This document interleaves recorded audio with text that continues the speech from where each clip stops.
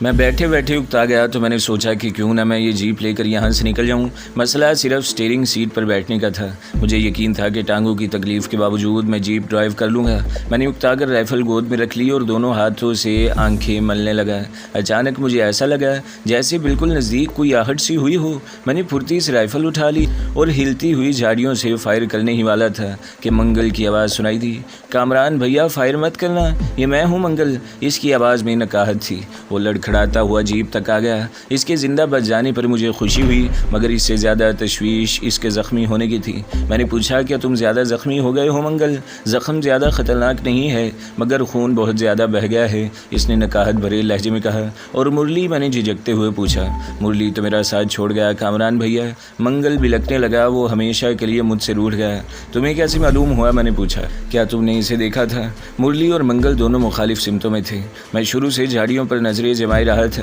منگل اگر حرکت بھی کرتا تو میری نظروں میں آ جاتا، اس لیے میں اس سے مرلی کی موت کے بارے میں تصدیق چاہتا تھا۔ ممکن ہے وہ محض اندازے کی بنا پر بات کر رہا ہو۔ میں نے اسے اپنی آنکھوں سے دیکھا ہے کامران بھیا، اس نے برائے ہوئے لہجے میں کہا۔ میں زخمی ہونے کے بعد ایک لمبا چکر کاٹ کر اس تک پہنچا تھا، اس لیے تم مجھے نہیں دیکھ سکے۔ پھر تمہارا دھیان تو دشمنوں کی طرف تھا، وہ آنسو پہنچتے ہوئے بولا۔ میں کیسا بد نصیب ہوں کہ اپنے دوست کا کریا کرم بھی نہ کر سکا۔ تم خود بھی تو زخمی ہو منگل، میں نے جلدی سے کہا۔ چلو گاڑی میں بیٹھو اور کسی ڈاکٹر کے پاس چلو۔ میں گاڑی نہیں چلا سکوں گا کامران بھیا، منگل نے ڈوبتی ہوئی آواز میں کہا۔ گولی میرے سیدھے پیر میں لگی ہے، ہڈی تو محفوظ ہے، میں نے اسے پوچھا۔ پھر اپنی حماقت پر ہنسی بھی آئی۔ اسے کیسے معلوم ہو سکتا تھا کہ فریکچر ہوا ہے یا نہیں؟ میرا خیال ہے کہ گولی میری ران میں گھس گئی ہے، شاید ہڈی کو بھی نقصان پہنچا ہے کیونکہ میرا سیدھا پیر بالکل سن ہو کر رہ گیا ہے۔ اس کی آواز لمحہ بلمحہ ڈوبتی جا رہی تھی۔ اس کا بہت زیادہ خون بہہ گیا تھا، ورنہ وہ اتنا نازک مزاج نہیں تھا کہ گاڑی ڈرائیو نہ کر سکتا۔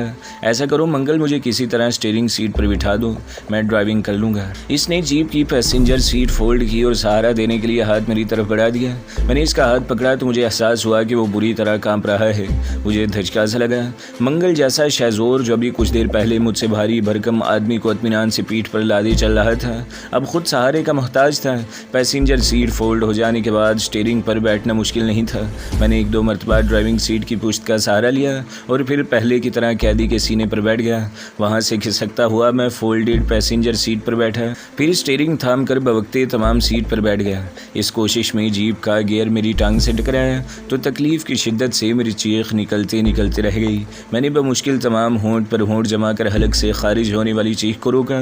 پیچھے سے ڈرائیونگ سیٹ تک آنے میں میرا برا حال ہو گیا تھا، سانس دھوکنے کی طرح چل رہی تھی اور سردی کے باوجود پورا جسم پسینے میں شرابور تھا۔ میں سٹیئرنگ پر سر ٹکا کر بری طرح ہانپنے لگا۔ اس دوران میں منگل نے قیدی کو بوری کی طرح جیپ سے باہر گھسیٹ کر پھینک دیا تھا۔ پھر اس نے پیسنجر سیٹ کی پشت سیدھی کی اور بہت کوشش کے بعد جیپ میں سوار ہو گیا اور ڈوبتے ہوئے لہجے میں بولا، جلدی کرو کامران، مجھے لگتا ہے کہ میں زیادہ دیر زندہ نہیں رہ سکوں گا۔ اگنیشن میں چابی موجود تھی۔ میں نے جلدی سے انجن سٹارٹ کیا اور منگل سے پوچھا کس طرف چلنا ہے؟ الٹے ہاتھ کی طرف چلو، اس نے آہستہ سے کہا۔ جیپ جھٹکے سے آگے بڑھی اور میں نے اسے بائیں طرف موڑ کر پوری قوت سے دوڑا دیا۔ وہ پگڈنڈی تھی تو کچی مگر خاصی ہموار تھی، اس لیے مجھے جیپ بھگانے میں کوئی دشواری نہیں ہو رہی تھی۔ پھر منگل ہی مجھے راستہ بتا رہا تھا۔ اس کی حالت لمحہ بلمحہ بگڑتی جا رہی تھی اور کسی بھی لمحے وہ بے ہوش ہو سکتا تھا۔ صاف محسوس ہو رہا تھا کہ وہ اپنی قوت ارادی کے بل بوتے پر اب تک ہوش میں ہے۔ اس کی جگہ کوئی اور ہوتا تو اب تک کب کا مر چکا ہوتا، مگر وہ ذہنی اعصاب کا جاندار آدمی تھا، اس لیے بہت زیادہ خون بہہ جانے کے باوجود ہوش و حواس میں تھا۔ تقریباً آدھے گھنٹے بعد منگل کے اشارے پر میں نے جیپ درختوں کے ایک جھنڈ کی طرف موڑ دی۔ پگڈنڈی سے یہاں تک جانے کا راستہ دکھائی نہیں دے رہا تھا، مگر وہاں جیپ جانے کا ایک پیچیدہ راستہ تھا جو درختوں اور جھاڑیوں میں بل کھاتا درختوں کے اس جھنڈ کے اندر جا رہا تھا۔ یہاں پہنچ کر میں نے گاڑی کی ہیڈ لائٹس آن کر دیں۔ مزید 10 منٹ کی ڈرائیو کے بعد ہم درختوں کے اس جھنڈ میں داخل ہوئے تو مجھے ایک کٹیا دکھائی دی۔ منگل نے جیپ روکنے کو کہا۔ اب تو اس کے حلق سے آواز بھی سرگوشی میں نکل رہی تھی۔ میں نے جیپ روک کر اس سے پوچھا اب کیا کرنا ہے؟ اس نے میری بات کا کوئی جواب نہیں دیا۔ جب دوبارہ بلانے پر وہ خاموش رہا تو مجھے تشویش ہوئی۔ میں جھک کر اس کی شکل دیکھنے کی کوشش کرنے لگا۔ اس کی آنکھیں بند تھیں اور وہ اکھڑے اکھڑے سانس لے رہا تھا۔ میری سمجھ میں نہیں آ رہا تھا کہ اب مجھے کیا کرنا چاہیے۔ منگل مجھے وہاں کیوں لایا تھا؟ اچانک اس کٹیا کے دروازے پر مجھے ایک ہندو یوگی نظر آیا۔ اس کے ہاتھ میں لالٹین تھی اور وہ حیرت بھری انداز میں جیپ کو دیکھ رہا تھا۔ وہ یقیناً جیپ کی آواز سن کر باہر آیا تھا۔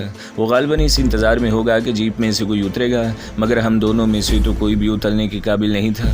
وہ لالٹین لیے چند لمحے کٹیا کے دروازے پر کھڑا رہا پھر الجھے انداز میں جیپ کی طرف بڑھنے لگا۔ جیپ کے نزدیک آ کر اس نے لالٹین اونچی کی اور میرا جائزہ لینے لگا۔ پھر وہ الجھے ہوئے انداز میں بولا، تم کون ہو بالکہ؟ آپ مجھے نہیں جانتے، میں نے جلدی سے کہا، مگر یہ منگل مجھے یہاں لایا ہے۔ منگل بوڑھے نے حیرت سے دہرایا۔ پھر وہ لالٹین لے کر تیزی سے منگل کی طرف بڑھا۔ لالٹین کی روشنی میں پہلی دفعہ میں نے منگل کا چہرہ دیکھا۔ اس کا رنگ کبھی سرخی مائل گندمی رہا ہوگا، اس وقت کورے لٹھے کی طرح سفید ہو رہا تھا۔ اس کی سیٹ کے گرد خون کا ایک تالاب سا تھا اور خون بہہ بہہ کر میرے پیروں کی طرف آ رہا تھا۔ ارے یہ تو بہت بری طرح گھائل ہے، بوڑھے نے فکر مندی سے کہا۔ پھر مجھ سے مخاطب ہوا، تم اسے اٹھا کر کٹیا میں لے آؤ۔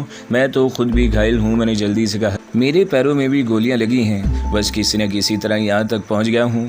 بوڑھے نے ایک مرتبہ پھر الجھے ہوئے انداز میں مجھے دیکھا، پھر کٹیا کی طرف منہ کر کے بلند آواز میں بولا، کانتا بیٹی ذرا پانی گرم کر لے اور بستر بچھا دے۔ پھر اس نے لالٹین زمین پر رکھی اور منگل کی بغلوں میں ہاتھ دے کر اسے باہر کی طرف کھینچا۔ اچانک میری آنکھوں نے ایک حیرت انگیز منظر دیکھا۔ اس دبلے پتلے بوڑھے نے بھاری بھرکم منگل کو کسی بچے کی طرح ہاتھوں پر اٹھا لیا اور کٹیا کی طرف بڑھ گیا۔ اس کی چال میں ذرا بھی لڑکھڑاہٹ نہیں تھی۔ میں حیرت سے اسے دیکھتا رہ گیا۔ اب لگ رہا تھا جیسے منگل کا جسم بے وزن ہو گیا ہو یا پھر وہ بوڑھا کوئی مافوق الفطرت چیز تھی۔ وہ منگل کو لے کر کٹیا میں غائب ہو گیا۔ چند منٹ بعد وہ پھر برآمد ہوا، زمین سے لالٹین اٹھائی اور میرے پاس پہنچ کر بولا، کیا تم بھی گھائل ہو؟ میں بھی گھائل نہیں ہوا ہوں، میرے گھاؤ تو پرانے ہیں، میں نے جواب دیا۔ لالٹین کی زرد روشنی میں وہ مجھے بہت پراسرار نظر آ رہا تھا، خاص طور پہ اس کی آنکھوں میں عجیب طرح کی چمک تھی۔ میں کوشش کے باوجود اس سے نظریں نہیں ملا پایا۔ ایسا لگتا تھا جیسے اس کی نظریں میری ہڈیوں میں پیوست ہو رہی ہیں۔ بوڑھے کی چبھتی ہوئی نظروں سے گھبرا کر میں نے کہا، کافی دن پہلے مجھے گولیاں لگی تھیں، اسپتال میں میرا علاج ہوا ہے اور میں ٹھیک بھی ہو گیا ہوں، بس ابھی کچھ دن اور اپنے پیروں پر نہیں چل سکتا۔ بوڑھے نے ایک مرتبہ پھر لالٹین زمین پر رکھی اور منگل کی طرح مجھے بھی بچوں کی طرح اٹھا لیا۔ اس کے استخوانی ہاتھوں میں بے پناہ قوت تھی۔ وہ مجھے اسی طرح اٹھائے ہوئے کٹیا میں لے گیا۔ کٹیا اندر سے کافی کشادہ تھی۔ اس میں ایک طرف خشک گھاس کا ڈھیر تھا، اس ڈھیر پہ کسی جانور کی کھال ڈال کر منگل کا بستر بنا دیا گیا تھا۔ بوڑھے نے مجھے بھی منگل کے پاس ہی بٹھا دیا۔ وہاں بیٹھ کر مجھے خوشگوار سی حرارت کا احساس ہوا۔ کٹیا کے دوسرے کونے میں کوئی لڑکی انگیٹھی پر دیچکی چڑھائے بیٹھی تھی۔ لڑکی کی پشت میری جانب تھی۔ پانی گرم ہو گیا، کانتا بیٹی؟ بوڑھے نے کونے میں رکھے ہوئے ایک بکس سے مرتبان اور چھوٹی بڑی بوتلیں نکالتے ہوئے پوچھا۔ ابھی لائی بابا؟ کٹیا میں ایک مترنم آواز گونجی اور میں اس کی خمگی میں کھو کر رہ گیا۔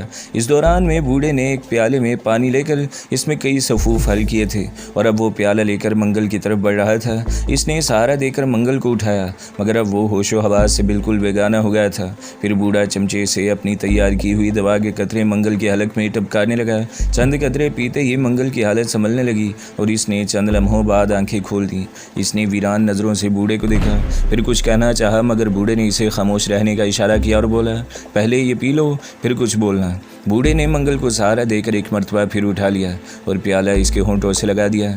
منگل نے وہ مشروب ایک ہی سانس میں پی لیا۔ پھر یہ دیکھ کر میری حیرت کی انتہا نہ رہی کہ چند ہی منٹوں میں منگل کی حالت حیرت انگیز طور پر سنبھل گئی۔ چہرے پر کھنڈی ہوئی زردی اچانک غائب ہو گئی اور وہ پھر پہلے کی طرح تر و تازہ دکھائی دینے لگا۔ اسی وقت وہ لڑکی پانی کی دیچکی لے کر وہاں آ گئی۔ اس کا حسن دیکھ کر میری آنکھیں چوندے آ گئی۔ ایسا مکمل حسن میں نے اس سے پہلے نہیں دیکھا تھا۔ گلوریا بھی انتہائی خوبصورت تھی، مگر اس لڑکی کے سامنے اس کا حسن بھی ماند پڑ جاتا تھا۔ بوڑھے نے منگل کو میلی سے ایک چادر دی اور اس سے کپڑے اتارنے کو کہا۔ منگل نے چادر لپیٹ کر کپڑے اتار دیے۔ اس کا پاجامہ خون میں ڈوبا ہوا تھا، مگر خون اب رک چکا تھا۔ بوڑھا دوسرے کونے میں جلتی ہوئی انگیٹھی اٹھا لایا اور نہ جانے کہاں سے چوڑے پھل کا ایک خنجر نکال کر انگیٹھی پر رکھ دیا۔ کچھ دیر بعد خنجر کا پھل آگ میں تپ کر سرخ ہو گیا۔ اس دوران میں بوڑھا گرم پانی سے منگل کے زخم کی صفائی کر چکا تھا اور اب جھکا ہوا بہت غور سے زخم کا جائزہ لے رہا تھا۔ پھر اس نے منگل کے زخم پر کوئی صفوف چھڑکا تو تکلیف کی شدت سے وہ بے اختیار چیخ اٹھا۔ نہ جانے وہ کیسا صفوف تھا۔ اس کے بعد بوڑھے نے تپتا ہوا خنجر انگیٹھی سے نکالا تو منگل نے دانتوں میں اپنا رومال پکڑ لیا۔ بوڑھے نے اچانک ہی تپتے ہوئے خنجر کی نوک منگل کے زخم میں گھسا دی۔ منگل بری طرح تڑپا اور اس کے حلق سے چیخ نکل گئی۔ دوسرے ہی لمحے بوڑھے نے جھٹکے سے گولی ران سے باہر نکال دی۔ تکلیف کی شدت سے منگل دوہرا ہو گیا۔ اس کا چہرہ پسینے میں ڈوب گیا تھا۔ بوڑھے نے ایک مرتبہ پھر کوئی صفوف زخم پر چھڑکا۔ منگل نے طویل سانس سانس لیا اور ہاتھ پیر ڈھیلے چھوڑ دیے۔ ایسا لگ رہا تھا جیسے اچانک اسے سکون مل گیا ہو، پھر وہ بتدریج پرسکون ہوتا گیا۔ بوڑھے نے چند منٹ انتظار کیا، پھر ایک ڈبے سے مرہم کی طرح کوئی چیز نکالی اور منگل کے زخم پر اس کا لیپ کر دیا۔ اس سے فارغ ہو کر بوڑھا میری طرف متوجہ ہوا۔ تم بتاؤ بالک شریر پر گھاؤ کہاں ہے؟ 1 مہینہ پہلے میں گھائل ہوا تھا، مجھے 6 گولیاں لگی تھیں، دوسرے سب گھاؤ تو ٹھیک ہو گئے، مگر پیروں میں ابھی تک تکلیف ہے۔ بوڑھے یوگی نے ایک میلی سی چادر مجھے بھی دی اور بولا اپنی پتلون اتار کر یہ چادر باندھ لو، میں دیکھتا ہوں کیسے گھاؤ ہے۔ اس چادر کا رنگ کبھی کچھ سفید ہوگا، مگر اس وقت بالکل مٹیالی ہو رہی تھی اور خاصی بوسیدہ تھی۔ عام حالات میں ایسی چادر کو میں ہاتھ میں پکڑنا بھی پسند نہ کرتا، مگر اس وقت مجبوری تھی۔ میں نے فرش پر بیٹھے ہی بیٹھے چادر باندھ لی۔ اسپتال میں پہلے میرے پیروں پر پلاسٹر چڑھا دیا گیا تھا، مگر بعد میں کاٹ دیا گیا۔ بوڑھے نے ایک ایک کر کے میرے زخموں کا جائزہ لیا، پھر پرخیال انداز میں بولا تمہارے گھاؤ تو بہت کاری ہیں، اب تو ان میں پیپ پڑنا شروع ہو گیا ہے، مگر تم چنتا مت کرو، یہ گھاؤ 3 دن کے اندر اندر ٹھیک ہو جائیں گے۔ پھر اس نے گھوم کر کٹیا میں ادھر ادھر دیکھا اور بڑبڑایا یہ کانتا کہاں گئی؟ کانتا بیٹی، اس نے بلند آواز میں اسے پکارا۔ فوراً ہی کانتا لالٹین اٹھائے ہوئے کٹیا میں داخل ہوئی۔ وہ جو ہی اندر آئی مجھے ایسا لگا جیسے پوری کٹیا جگمگا اٹھی ہو۔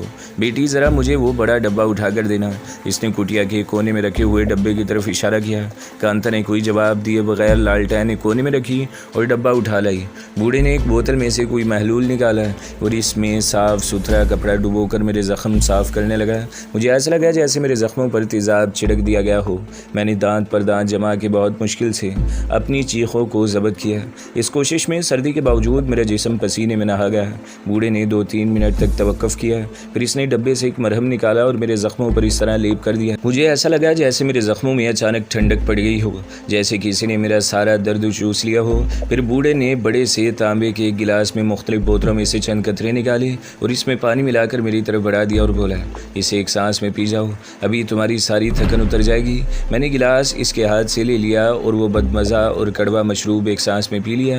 وہ دوا نما مشروب پیتے ہوئے مجھے ایسا لگا جیسے حیرت انگیز طور پر میری کھوئی ہوئی توانائی بحال ہو رہی ہو، تھکت بھی تیزی سے اتر گئی۔ اب میں پھر خود کو پہلے کی طرح چاقو چوبند محسوس کر رہا تھا۔ تم لوگ بھوکے بھی ہوگے؟ اچانک بوڑھے کی آواز آئی۔ میں تمہارے لیے کچھ کھانے کو لاتا ہوں۔ پھر وہ لڑکی سے مخاطب ہوا، کانتا بیٹی کچھ کھانے کو ہے تو لیا، بھاجی اور چٹنی تو ہے بابا؟ کانتا کی مترنم آواز میرے کانوں میں رس گھول گئی۔ روٹیاں بھی ڈال دیتی ہوں۔ میں کہنا چاہتا تھا کہ وہ زحمت نہ کرے، مگر میرے پیٹ میں تو مارے بھوک کے چوہے دوڑ رہے تھے، اس لیے میں خاموش رہا۔ میں نے منگل کی طرف دیکھا، مگر وہ لمبی تان کر سو رہا تھا۔ وہ بیچارہ ویسے بھی زخموں سے نڈھال ہو گیا تھا۔ اس ذہنی کشیدگی اور پیدل چلنے کی تھکن الگ تھی۔ تھوڑی دیر بعد کانتا ایک تھالی میں چھوٹی چھوٹی ٹکیاں، آلو کی بھجیاں اور لہسن کی چٹنی لے آئی۔ میرے ذہن میں بے شمار سوالات کل بلا رہے تھے کہ آخر یہ بوڑھا کون ہے، اس جنگل میں کیوں پڑا ہوا ہے۔ میں اس سے کچھ پوچھنا چاہتا تھا کہ بوڑھے نے کہا پہلے بھوجن کر لو، باقی باتیں بعد میں۔ ایسا لگ رہا تھا جیسے بوڑھا میرے خیالات پڑھ رہا ہو۔ میں خاموشی سے کھانے میں مصروف ہو گیا۔ یا تو وہ کھانا واقعی بہت لذیذ تھا یا پھر مجھے بھوک نہیں لگ رہا تھا، وجہ کچھ بھی رہی ہو۔ میں نے چند منٹ میں سب کچھ چٹ کر لیا۔ پیٹ بھرا تو شدت سے چائے اور سگریٹ کی خواہش ہوئی، مگر وہاں یہ چیزیں کہاں۔ میں خشک گھاس کے بستر پر آنکھیں موند کر لیٹ گیا اور سونے کی کوشش کرنے لگا۔ پھر نہ جانے کس وقت مجھے نیند آ گئی۔ میری آنکھ کھلی تو کٹیا میں ملگجا سا اجالا تھا۔ میں نے گھوم کر منگل کی طرف دیکھا، وہ دیوار سے ٹیک لگائے کچھ کھانے میں مصروف تھا۔ اس وقت کٹیا میں نہ کانتا تھی نہ وہ پوری اسرار بوڑھا۔ تم تو خوب سوئے، منگل نے ہنس کر کہا۔ جانتے ہو اس وقت کیا بجا ہے؟ میں نے نفی میں سر ہلایا تو وہ بولا اس وقت شام کے 5:30 بج رہے ہیں۔ یار ساری رات بھاگ دوڑ اور ذہنی عذاب میں گزری تھی، اتنا سونا تو میرا حق تھا۔ پھر میں نے ہنس کر پوچھا تمہارے زخم کا کیا حال ہے؟ میں اب بالکل ٹھیک ہوں، ہاں وہ گھاؤ بھرنے میں کچھ دن لگ جائیں گے۔ تمہاری تکلیف کیسی ہے؟ سنا ہے بابا نے تمہیں کوئی دوا بھی پلائی تھی؟ ہاں پلائی تو تھی، میں نے جواب دیا۔ دوا تو انہوں نے تمہیں بھی پلائی تھی؟ کانتا بتا رہی تھی کہ جو دوا بابا نے تمہیں پلائی ہے وہ انہوں نے برسوں کی محنت کے بعد تیار کی ہے، مگر یار اس دوا میں ایسی کیا خاص بات ہے؟ میں نے حیرت سے پوچھا۔ اس کا اندازہ بھی تمہیں ہو جائے گا۔ میرے پیروں میں اب رتی برابر تکلیف محسوس نہیں ہو رہی تھی۔ میں نے آزمائش کی خاطر اپنے قدموں پر کھڑا ہونے کی کوشش کی ہی تھی کہ بوڑھا کمرے میں داخل ہوا اور بولا اتنی جلدی مت کرو، کم از کم 3 دن تک آرام کرو۔ میں دوبارہ گھاس پھوس کے بستر پر لیٹ گیا۔ تھوڑی دیر بعد کانتا بھی کٹیا میں آ گئی۔ اس کے بال گیلے تھے اور اس سے پانی کے قطرے موتیوں کی طرح ٹپک رہے تھے۔ وہ رات کے مقابلے میں زیادہ نکھری دکھائی دے رہی تھی۔ اس نے ایک نظر مجھ پر ڈالی۔ اس سے نظریں چار ہوتے ہی مجھے عجیب سا احساس ہوا۔ وہ بھی بے ساختہ مسکرانے لگی، پھر گردن جھٹک کر کٹیا سے باہر نکل گئی۔ میں نے اب غور کیا تو معلوم ہوا کہ اس کٹیا کے دو حصے تھے۔ ایک حصہ وہ تھا جس میں ہم لوگ تھے، دوسرا حصہ پیچھے کی جانب تھا۔ بیچ میں گھاس پھوس اور سرکنڈوں کی دیوار تھی۔ دوسرے حصے میں جانے کے لیے کونے میں چھوٹا سا راستہ تھا۔ تھوڑی دیر بعد کانتا ہمارے لیے تھالیوں میں کھانا لے آئی۔ آج بھی کھانے میں ساگ کی بھجیا، روٹی اور چٹنی تھی۔ میں نے اور منگل نے کھانا خوب مزے لے کر کھایا۔ کھانے کے بعد منگل نے اپنی جیب سے سگریٹ کا پیکٹ نکالا تو مجھے خوشگوار حیرت ہوئی۔ بعض اوقات چھوٹی چھوٹی باتوں سے ہمیں اتنی خوشی ہوتی ہے کہ بیان نہیں کیا جا سکتا۔ حیرت بھی اس بات پر تھی کہ اگر اس کے پاس سگریٹ تھی تو اب تک اس نے پی کیوں نہیں۔ اس نے سگریٹ کا پیکٹ میری طرف بڑھایا تو میں نے یہ بات اس سے پوچھ لی۔ وہ مسکرا کر بولا، یار میرے پاس بس یہی سگریٹ ہے۔ کھانے کے بعد سگریٹ کی زیادہ طلب ہوتی ہے، اس لیے میں نے سوچا کہ ہم کھانے کے بعد ایک ایک سگریٹ پئیں گے، مگر پھر بھی سگریٹ تو ختم ہو جائیں گے۔ ہم یہاں 2-4 برس نہیں رہیں گے، زیادہ سے زیادہ 3 دن بعد یہاں سے چلے جائیں گے۔ یار مجھے ایک بات بتاؤ، میں نے سگریٹ کا کش لیتے ہوئے کہا، یہ بوڑھا آخر ہے کون اور تمہارا اس سے کیا تعلق ہے؟ وقت آنے پر تمہیں سب کچھ معلوم ہو جائے گا۔ منگل ہنس کر بولا۔ وہ بھی خاموش ہو گیا۔ میں نے فیصلہ کر لیا کہ یہ سوال براہ راست اس بوڑھے یا اس کی بیٹی کانتا سے کروں گا۔ تھوڑی دیر بعد بوڑھا کٹیا میں داخل ہوا۔ اس نے رات کی طرح اس وقت بھی تانبے کے لمبے سے بدبوزہ گلاس میں وہی مشروب تیار کیا اور مجھے دے دیا۔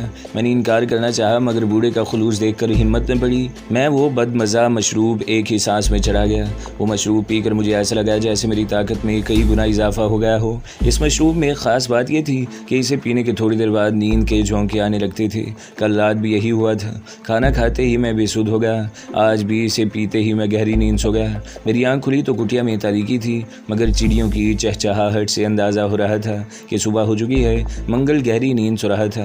ہم دونوں کے علاوہ اس وقت کٹیا میں کوئی اور موجود نہیں تھا۔ شاید کانتا اور بوڑھا کٹیا کے دوسرے حصے میں ہوں۔ میں تھوڑی دیر یوں ہی خالی ذہن کے عالم میں پڑا رہا، پھر لیٹے ہی لیٹے مختلف ورزشیں کرنے لگا۔ میں نے تیزی سے ہوا میں پاؤں چلائے تو یہ جان کر مجھے خوشی ہوئی کہ میرے پیروں میں اب بالکل تکلیف نہیں تھی۔ میں نے سوچا اٹھ کر کھڑا ہو جاؤں مگر مجھے بوڑھے کی ہدایت یاد آ گئی۔ مجھے کم از کم 3 دن تک آرام کرنا تھا۔ آج تو دوسرا ہی دن شروع ہوا تھا۔ اچانک مجھے گلوریا کا خیال آیا۔ مجھے وہاں نہ پا کر وہ بیچاری کتنی پریشان ہوئی ہوگی، نہ جانے تیمور کس حال میں ہوگا۔ وہ لوگ تو میری محبت میں یہاں دوڑے چلے آئے تھے۔ پھر مجھے ان لوگوں کا خیال آیا جنہوں نے مجھے اور گلوریا کو اغوا کیا تھا۔ نہ جانے وہ لوگ کون تھے اور مجھ سے کس مائکرو فلم کا پتہ پوچھ رہے تھے۔ پھر درمیان میں منگل اور مرلی ٹپک پڑے، اوپر سے ان کے دشمن بھی آ گئے۔ مجھے منگل کے ساتھیوں پر بھی حیرت تھی، انہوں نے مڑ کر اس کی خبر بھی نہ لی تھی۔ ان لوگوں کو بھی یقیناً اس بوڑھے کی کٹیا کا علم ہوگا اور وہ لوگ اس بوڑھے کو بھی جانتے ہوں گے۔ پھر ابھی تک ان میں سے کوئی بھی یہاں تک کیوں نہیں آیا تھا؟ کیا منگل اور مرلی ان کے لیے اتنے ہی غیر اہم تھے؟ میں سوچتا رہا اور الجھتا رہا۔ کٹیا میں آہٹ ہوئی تو میں نے سر گھما کر دیکھا۔ بوڑھا کٹیا میں داخل ہو رہا تھا۔ میں نے اسے کہا، میں یہاں پڑے پڑے بیزار ہو گیا ہوں، مجھے کچھ دیر کے لیے باہر ہی لے چلو۔ بوڑھا میرے قریب آیا، سر سے پاؤں تک میرا جائزہ لیا، پھر بولا، جیون بھر میں پہلی دفعہ میرا اندازہ غلط ہوا ہے۔ میرا خیال تھا کہ تمہیں ٹھیک ہونے میں کم سے کم 3 دن لگیں گے مگر تم تو ایک ہی دن میں بالکل ٹھیک ہو گئے۔ چلو آؤ میرے ساتھ۔ بوڑھے نے یہ کہا تو میں پھرتی سے اٹھ بیٹھا۔ میں ڈرتے ڈرتے پیر زمین پر رکھے اور اپنے جسم کا بوجھ آہستہ آہستہ ان پر ڈالتا ہوا اٹھ کھڑا ہوا۔ میں چند لمحے کھڑا رہا، پھر آہستہ آہستہ قدم اٹھاتا ہوا باہر نکل آیا۔ اپنے پیروں پہ چل کے اس وقت مجھے اتنی خوشی ہوئی کہ میری آنکھوں سے آنسو بہنے لگے۔ کٹیا سے باہر کا منظر بہت سہانا تھا۔ جنگل میں دور دور تک چڑیوں کی چہکار سنائی دے رہی تھی، ٹھنڈی ٹھنڈی ہوائیں چل رہی تھیں مگر حیرت انگیز طور پر مجھے سردی کا احساس نہیں ہو رہا تھا۔ میں نے 2-4 گہرے گہرے سانس لیے اور بوڑھے سے کہا، میں جوگنگ کرنا چاہتا ہوں۔ بوڑھے نے کچھ نہ سمجھنے والے انداز میں میری طرف دیکھا تو میں نے جلدی سے کہا، میرا مطلب ہے میں دوڑنا چاہتا ہوں۔ دھیرج سے کام لو بالک، اس نے جواب دیا، ابھی تم دوڑنے کے قابل نہیں ہوئے۔ میں خاموشی سے ایک پتھر پر بیٹھ گیا۔ بوڑھا بھی میرے ساتھ ہی بیٹھ گیا۔ میں نے یہ موقع غنیمت جانا اور اس سے پوچھا، بابا اگر برا نہ مانو ایک بات پوچھوں؟ اس نے مسکراتے ہوئے اس بات میں سر ہلا دیا۔ اس کا انداز ایسا تھا جیسے اسے علم ہو کہ میں کیا پوچھنا چاہتا ہوں۔ تم کون ہو بابا اور اس ویرانے میں کیوں پڑے ہو؟ میں نے اسے وہ سوال کر لیا جو گزشتہ 2 دن سے میرے ذہن میں کل بلا رہا تھا۔ بوڑھے کے چہرے پر پھر مسکراہٹ نمودار ہوئی اور وہ پرخیال انداز میں بولا، میں کبھی ڈاکو تھا مگر کئی برس گزرے، میں نے پاپ کے کام چھوڑ دیے مگر اس کے لیے اس جنگل میں رہنے کی کیا ضرورت ہے؟ میں نے پوچھا، تمہاری عمر تو گزر گئی بابا، تمہیں کم از کم اپنی بیٹی کا خیال کرنا چاہیے۔ یہاں رہ کر تو وہ جاہل رہ جائے گی، کیا اسے بھی ساری زندگی اس ویرانے میں رکھو گے؟ میری بات سن کر بوڑھا پھر مسکرایا اور بولا، کانتا میری بیٹی نہیں ہے بلکہ میرے ایک دوست کی بیٹی ہے۔ اس کی وجہ سے میں اس جنگل میں پڑا ہوا ہوں۔ شہروں میں اس کے ان گنت دشمن ہیں، جب تک وہ 21 سال کی نہیں ہو جاتی اس کی جان خطرے میں ہے۔ یہی سوچ کر میں اس جنگل میں آ گیا۔ رہا سوال اس کے جاہل رہنے کا، تو ایسی بھی کوئی بات نہیں ہے۔ یہاں آنے سے پہلے اس نے کالج میں داخلہ لے لیا تھا۔ اس وقت اس کی عمر 15 سال ہو گئی تھی۔ اب تو سوا سال رہ گئے ہیں، پھر کانتا 21 سال کی ہو جائے گی اور باپ کی سب دولت اور جائیداد اسے مل جائے گی۔ بوڑھے نے تفصیلی جواب دیا، پھر مسکرا کر بولا، اب تم پوچھو گے کہ کانتا کے باپ سے میری دوستی کیسے ہو گئی؟ یہ ایک لمبی داستان ہے جو پھر کسی وقت سناؤں گا۔ مگر بابا، اس جنگل میں وقت کیسے گزرتا ہوگا؟ کھاتے کہاں سے ہوں گے؟ میں نے پوچھا۔ جگو میرا بہت پرانا ساتھی ہے، بوڑھے نے خلاؤ میں تکتے ہوئے کہا۔ اس وقت میں سردار تھا، یہ کوئی 20 برس پرانی بات ہے۔ پھر کئی برس تک وہ میرے ساتھ ڈاکے ڈالتا رہا۔ آدمی جیدار اور زبان کا دھنی ہے، کسی کو ایک دفعہ دوست کہہ دے تو مرتے دم تک اسے نبھانا بھی جانتا ہے۔ بوڑھا خاموش ہو کر کچھ سوچنے لگا۔ میرے دل میں آیا کہ اسے ٹوک دوں، یہ جگو کا تذکرہ بیچ میں کہاں سے آ گیا تھا، مگر میں خاموش رہا۔ جب میں نے سرداری چھوڑی تو گروہ کے دوسرے ساتھیوں نے جگو کو سردار بنا لیا۔ نہ جانے کیوں میرا دل اس دنیا سے ہی اچاٹ ہو گیا تھا۔ میں نے سب کچھ تیاگ دیا۔ پھر جب میرے یار کا دیہانت ہوا تو وہ کانتا کو میرے حوالے کر گیا۔ میں اسے لے کر اس ویرانے میں آ گیا۔ یہاں آ کر مجھے جگو کی ضرورت پڑی۔ ایسے وقت میں وہی میرے کام آ سکتا تھا۔ اب مہینے 15 دن میں جگو ہی مجھے کھانے پینے کا سامان دے جاتا ہے۔ بوڑھا میری بات سن کر پھر مسکرایا اور بولا، میں نے برسوں اسی طرح کے لوگوں پر سرداری کی ہے، مجھ سے زیادہ انہیں کون سمجھتا ہوگا؟ میرے اس ٹھکانے کو صرف 4 آدمی جانتے ہیں، جگو، مرلی، منگل اور نادر خان۔ یہ چاروں آدمی ایسے ہیں کہ اپنی جان دے دیں گے مگر مجھ پر آنچ نہیں آنے دیں گے۔ 5ویں آدمی تم ہو، مجھے یقین ہے کہ تم بھی میرے راز کو راز ہی رکھو۔ میں 5واں آدمی نہیں ہوں بابا، چوتھا ہی ہوں۔ مرلی تو اب رہا نہیں، اور تمہیں یہ یقین کیوں ہے کہ میں تمہاری راز کو راز رکھوں گا؟ میں نے ہنس کر پوچھا۔ میں نے بھانت بھانت کا آدمی دیکھا ہے، میں بس شکل دیکھ کر بتا سکتا ہوں کہ کون کیسا ہے۔ اگر ایسا نہ ہوتا تو تم شاید اب تک زندہ بھی نہ ہوتے۔ تم نے یہ تو بتایا نہیں کہ سارے دن اس جنگل میں کیا کرتے رہتے ہو؟ میں نے پوچھا۔ میں یوگا میں مہارت رکھتا ہوں، پانی میں 2 گھنٹے تک غوطہ لگاتا ہوں، جڑی بوٹیاں ڈھونڈ کر اس سے دوائیں بناتا ہوں۔ نشانہ تو میرا پہلے ہی بہت اچھا تھا، اب اور بھی اچھا ہو گیا ہے۔ اڑتے ہوئے پرندے کو نشانہ بنا سکتا ہوں، خالی ہاتھ کم سے کم 10 آدمیوں سے لڑ سکتا ہوں۔ اس کی بات سن کر مجھے بے اختیار ہنسی آئی، مگر میں ضبط کر گیا۔ وہ دھان پان سا بوڑھا نہ جانے کس خیالی دنیا میں رہ رہا تھا۔ اگر میں پوری قوت سے اس کے ایک ہاتھ رسید کر دیتا تو وہ دوبارہ اٹھنے کے قابل نہ رہتا۔ تمہارا یہ وچار ٹھیک نہیں ہے بالک، بوڑھے نے میری آنکھوں میں دیکھتے ہوئے کہا۔ تم یہی سمجھ رہے ہو نا کہ یہ بوڑھا سٹھیا گیا ہے، ایک ہاتھ پڑ جائے تو دوبارہ اٹھنے کے قابل نہیں رہے گا؟ میں بری طرح چونک اٹھا۔ تو کیا وہ بوڑھا سوچ پڑنے میں بھی قادر تھا؟ اس دوران میں پہلی دفعہ مجھے اس سے خوف محسوس ہوا۔ پھر اچانک مجھے یاد آیا کہ اس نے مجھے اور منگل کو کس آسانی سے اٹھا لیا تھا۔ میں نے جلدی سے اس کے آگے دونوں ہاتھ جوڑ دیے اور خجالت آمیز لہجے میں کہا، مجھے معاف کر دو بابا، میں بہت… بس بوڑھے نے مسکرا کر میری بات کاٹ دی۔ تو بہت مہان ہے بیٹا، میرے آگے ہاتھ مت جوڑ، تو سچا اور کھرا آدمی ہے۔ میں تجھے پسند کرنے لگا ہوں اور جو شکتی بھی میرے پاس ہے وہ میں تجھے دے دوں گا۔ کیا تو اس جنگل میں میرے ساتھ ٹھہرے گا؟ میں تو خود بھی یہی چاہ رہا تھا بابا، میں نے جلدی سے کہا، مگر مجھے بہت سے کام ہیں۔ میری پتنی میری وجہ سے بہت پریشان ہوگی، میرا دوست بھی مجھے دیوانوں کی طرح ڈھونڈ رہا ہوگا۔ اگر میں یہاں رہ گیا تو اس کا کیا بنے گا؟ تو کھرا آدمی ہے مگر اس وقت مجھ سے جھوٹ بول رہا ہے۔ بوڑھا پراسرار انداز میں مسکرایا۔ تیری سگائی نہیں ہوئی ہے تو پتنی کہاں سے آ گئی؟ میں ایک مرتبہ پھر شرمندہ ہو گیا۔ وہ پراسرار بوڑھا تو دلوں کے بھید بھی جان لیتا تھا۔ تو دوستو، اگلی قسط سننے کے لیے ہمارے چینل کو ضرور سبسکرائب کریں، ویڈیو کو لائک کریں اور بیل کے آئیکن پر بھی کلک کر دیں تاکہ ہر جو آنے والی ویڈیوز ہیں وہ آپ کو سب سے پہلے ملتی رہیں۔